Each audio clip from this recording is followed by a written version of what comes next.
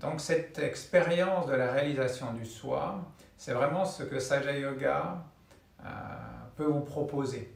C'est de démarrer en fait tout votre chemin, ou de continuer en tout cas tout votre chemin de recherche intérieure à l'aide de l'éveil d'une énergie qui se trouve à l'intérieur de nous, dans le sacrum. Et puis grâce à l'éveil de cette énergie, de commencer à percevoir l'existence d'un système subtil qui est représenté ici sur ce schéma de manière simplifiée et qui est composé de canaux d'énergie et de centres d'énergie que l'on appelle des chakras, qu'on ne perçoit pas dans la réalité quotidienne. On ne naît pas avec une perception de ce système subtil. Par contre, on connaît la manifestation physique de ce système subtil à travers le système nerveux. Parce qu'en définitive, on retrouve avec ces trois canaux le système nerveux sympathique droit, le système nerveux sympathique gauche, le système nerveux autonome ou système nerveux central, et tous les plexus que l'on retrouve au niveau des chakras avec le plexus pelvien, le plexus aortique, le plexus solaire, le plexus cardiaque, le plexus cervical, le chiasme optique et le cerveau, au niveau du dernier chakra, aux 1000 pétales. Ce qui est étonnant de voir, c'est que cette connaissance très ancienne des chakras, avec souvent représentés sous forme de lotus, avec un certain nombre de pétales bien précis, en fait est en relation directement avec la connaissance des plexus, car chacun de ces plexus contient des sous-plexus. Et cela correspond exactement au nombre de pétales que l'on retrouve dessinés sur ces chakras. Donc, tout ceci est une connaissance théorique, vous pouvez l'apprendre dans les livres, et pourtant, ça restera quelque chose de mental, ça restera quelque chose qui est comme toute forme de connaissance, quelque chose qui remplit notre tête de conditionnements, d'idées, qu'on l'accepte ou qu'on n'accepte pas. Et la proposition de Saja Yoga, c'est de vous dire, en fait, on peut aller beaucoup plus loin que cet aspect de connaissance mentale, et on peut vraiment expérimenter à travers l'éveil de cette énergie qui s'appelle Kundalini et qui réside dans le sacrum, on peut vraiment expérimenter cette connexion intérieure avec l'essence de notre être et commencer à sentir concrètement, à découvrir la réalité, l'authenticité de l'existence de ce système subtil. C'est-à-dire de vérifier la théorie, de pouvoir par vous-même expérimenter, sentir et vous développer dans votre chemin de recherche intérieure, vous développer grâce à la connaissance et à l'utilisation de ce système subtil. Parce qu'en effet, tout ce système subtil régit en fait nos différents corps, que ce soit notre corps physique, du fait que ces chakras régissent tous les organes de notre corps, ça régit notre corps émotionnel, du fait que ces canaux d'énergie manifestent ces différents aspects, et notre corps psychique, parce qu'en fait ces deux canaux d'énergie se terminent en se croisant par deux ballons qu'on appelle l'ego et le super-ego, et qui constituent notre psychisme, mais aussi notre corps spirituel, du fait que l'éveil de cette Kundalini va nous permettre de nous connecter avec l'essence de notre être, qui est le soi.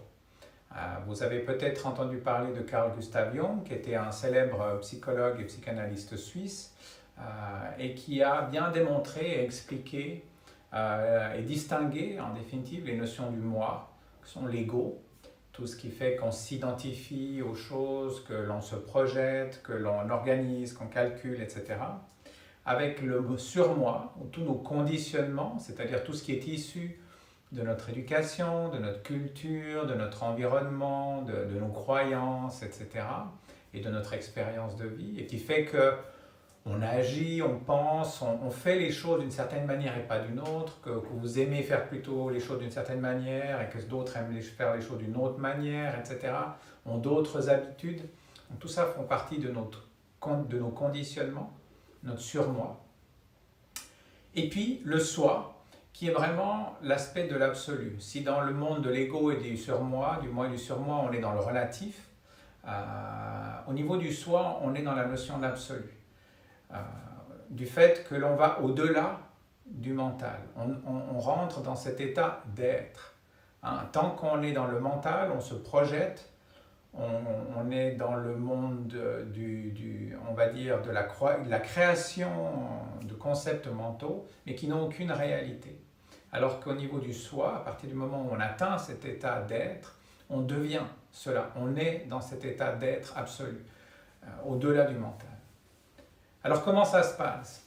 Alors en fait, on a ces trois canaux d'énergie, très simplement. Le côté droit manifeste l'aspect de l'action à l'intérieur de nous. C'est tout ce qui est tourné vers le futur, tout ce qui est lié à l'aspect solaire, on va dire, de notre personnalité, l'aspect masculin de chaque être humain.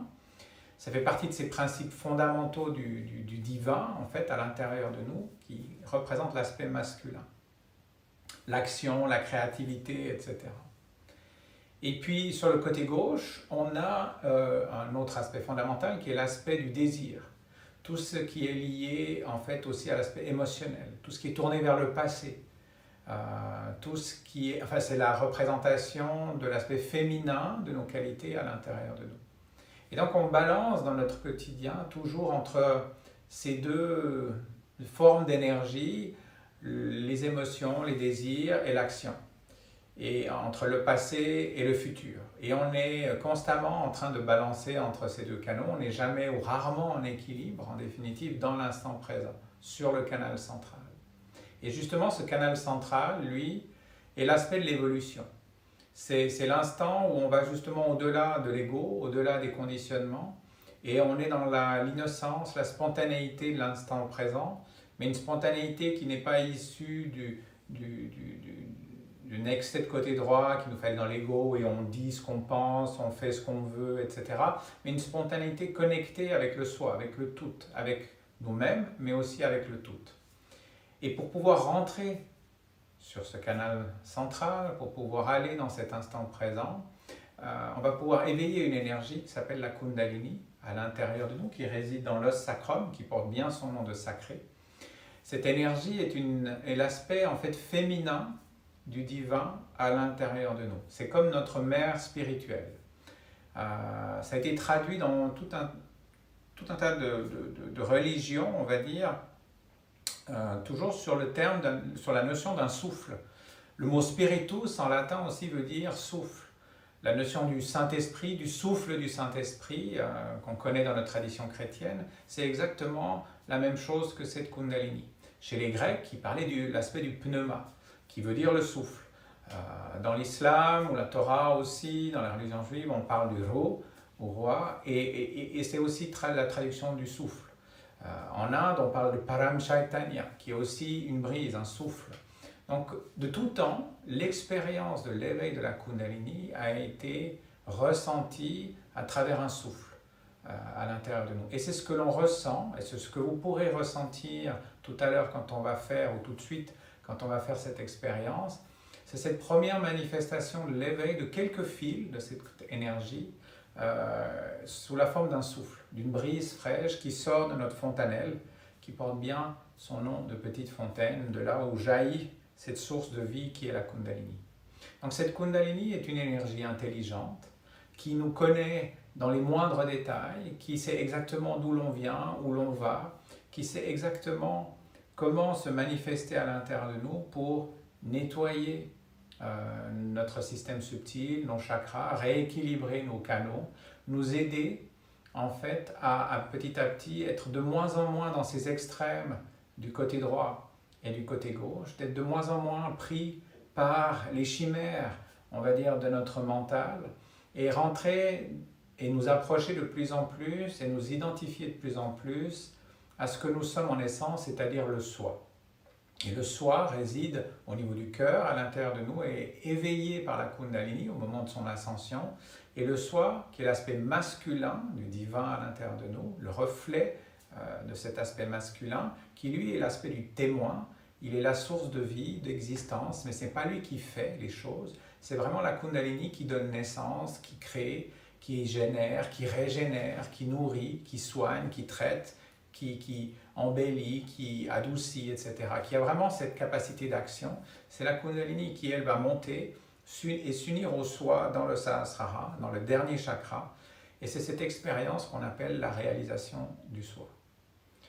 Alors par le passé, les gens qui cherchaient cet état d'être, d'illumination, passer par tout un tas d'austérités pour pouvoir se détacher du corps, se détacher de l'ego, se détacher des conditionnements, se détacher de ses émotions, de ses désirs, pour ultimement s'identifier complètement avec cet être intérieur, cet état de conscience qui est le soi, et avoir l'éveil de sa Kundalini dans la totalité. L'expérience ou la personne la plus connue qui manifeste ou qui a manifesté cette expérience, c'est le Bouddha, qui lui, dans cet éveil, a obtenu l'état total de la réalisation du soi. Mais il y en a eu d'autres. Dans Saja Yoga, on va faire le chemin inverse.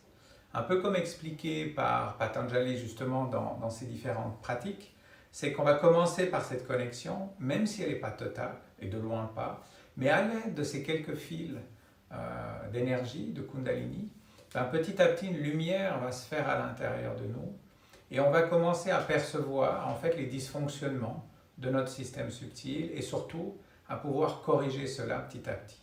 Donc petit à petit, on obtient une maîtrise de nous-mêmes et les moyens non seulement de diagnostiquer ce qui va et ce qui ne va pas en nous, mais en même temps, à l'aide de cette énergie, de corriger, d'équilibrer tout ça et rentrer de plus en plus dans un état de sérénité, de plénitude, de paix, de satisfaction intérieure, de générosité, de détachement vis-à-vis de la matière. On arrivera de plus en plus à être dans le témoin, on va être moins dans la réaction, mais plus dans la contemplation.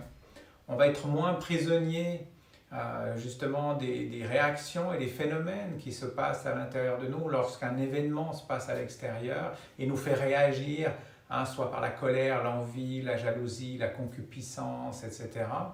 On va pouvoir de plus en plus être capable d'être toujours dans un état serein, quelle que soit en définitive la situation qui nous entoure, et donc agir toujours de manière centrée, de manière équilibrée, en harmonie avec nous-mêmes et en harmonie avec le tout, avec les autres et avec notre environnement.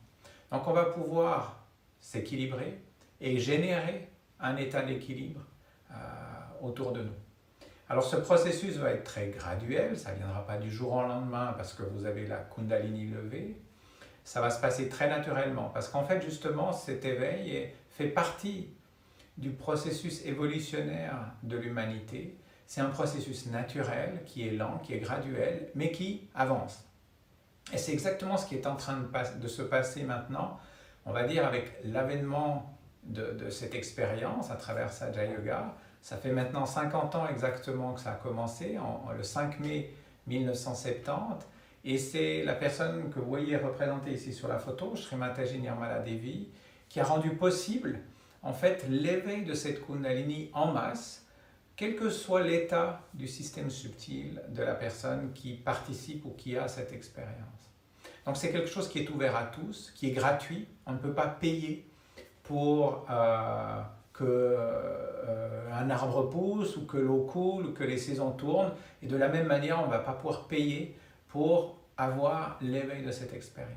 Donc tous nos cours, toute la pratique de Saja Yoga, tous les enseignements de Sri Mataji qui expliquent comment utiliser ce système subtil, etc., tout cela est gratuit. On n'est pas là pour vendre quelque chose, mais bien pour dire, il y a une transformation qui est en train de se passer, qui peut vous aider dans votre recherche intérieure, mais qui va aussi aider notre société à évoluer vers quelque chose de beaucoup plus harmonieux. Et forcément, si on veut que les choses changent à l'extérieur, il faut déjà que ça change à l'intérieur de nous. Si nous ne sommes pas en paix avec nous-mêmes, on ne va pas pouvoir créer une paix à l'extérieur. Si on n'est pas serein avec soi-même, on ne va pas pouvoir vivre dans un monde en toute sérénité. Si on n'est pas détaché de la matière, on ne va pas pouvoir arrêter toute cette frénésie de consommation qui, on le voit et on va devoir y faire face, qui pose tant de problèmes à notre environnement par l'exploitation justement de toutes les matières premières dans notre environnement, etc. Donc on va pouvoir créer ce phénomène de changement de société à travers une transformation intérieure. Et ça peut ne se faire que par une action lente, douce, et qui est disponible à tous gratuitement. Voilà, donc c'est un peu l'expérience de Saja Yoga qu'on va vous proposer ce soir, c'est de faire ce premier éveil de cette énergie qui va monter de la Kundalini, traverser les 6 chakras au-dessus de la Kundalini, et puis on verra bien ce que vous sentez après cette expérience.